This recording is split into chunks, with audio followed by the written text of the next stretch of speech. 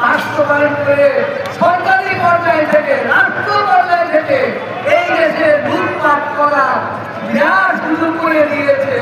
শুধু এই জন্য নয়, শুধু এই জন্যই ভারতীয় আধিপত্যবাদকে এই দেশে প্রতিষ্ঠিত করার জন্য।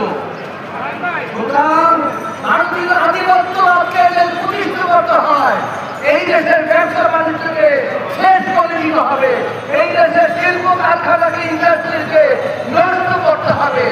সুতরাং ভারতীয় আধিপত্যবাদরা এই দেশে কোনদিন কল্যাণ চায় না, এই দেশে ব্যাংকিং সেক্টরটা কোনদিনই ভালো হোক তারা চায় না, যার কারণে ইসলামী ব্যাংকে তারা শেষ করে দিচ্ছে, শেষ করার পথে নিয়ে যাচ্ছে।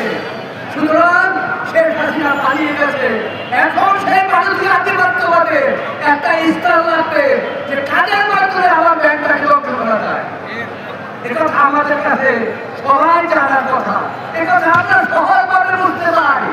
শেখ হাসিনা পালিয়েছে, এখন তার স্থানে কেউ করবে। সুতরাং শ্রীরাম থেকে যারা ট্রেনিং প্রাপ্ত নিয়েছে দীর্ঘদিনে বাসে বসে হোটেলে বসে থেকে যারা খেয়েছে আর ভারতীয় ট্রেনিং যারা নিয়েছে তারা সেই দায়িত্বটা নিয়েছে, সেই শ্রীরাম আমরা জানি, আমরা নাম না বলার দরকার নাই। সুতরাং সেই শ্রীরাম দায়িত্ব নিয়েছে এই ব্যাংক ব্যবস্থাকে। শেখ হাসিনা ইচ্ছা করেও ব্যাংকটাকে সর্বনাশ করতে 100% পারে নাই, বাকি কাজটা সে আঞ্জাম দিবে, এই দায়িত্ব নিচ্ছে সেই শ্রীরাম। সেই তাদের ধারাবাহিকতার অংশ হিসাবে ভারতীয় ধারাবাহিকতার অংশে তারা কাজ করছে।